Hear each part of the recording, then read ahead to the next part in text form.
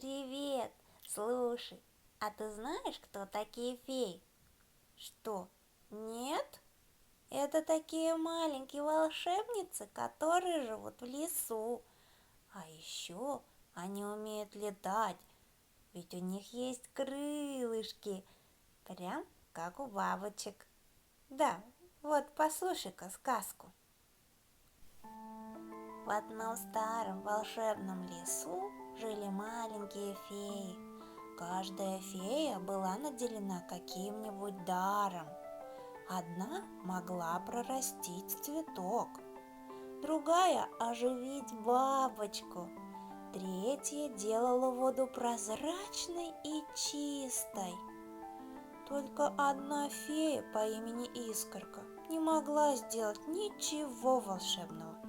Остальные феи не хотели дружить с Искоркой, обижали ее и дразнили, не брали в свои игры. Одиноко жилось Искорке.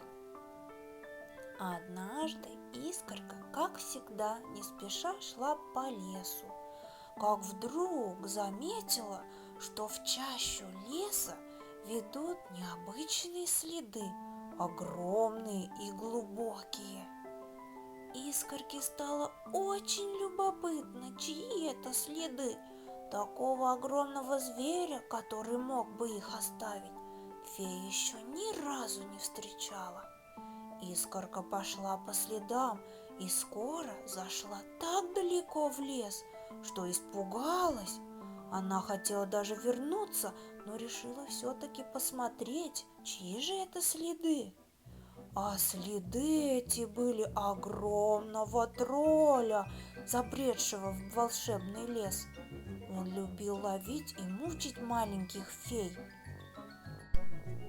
Тролль связывал их длинными веревками и заставлял показывать чудеса.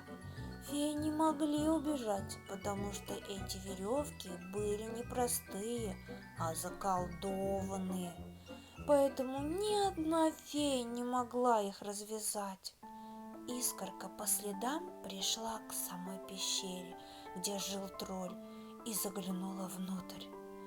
Там она увидела фей, которых уже поймал и привязал волшебными веревками злой тролль. Самого тролля не было.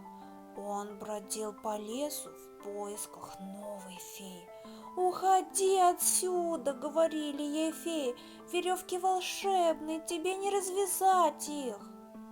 Но Искорка так хотела помочь им освободиться. Она подошла к одной веревке, попробовала потянуть узел и... Чудо! Узел развязался, и маленькая фея оказалась на свободе.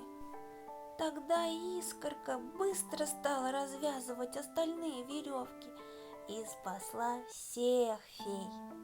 Все вместе они выбежали из пещеры злого тролля и убежали к себе домой. С тех пор феи всегда брали Искорку в свои игры. Ее дар развязывать волшебные веревки оказался очень редким. Его нельзя было показать в любой момент, но все феи помнили, что именно Искорка спасла их из лап злого тролля и были очень ей благодарны.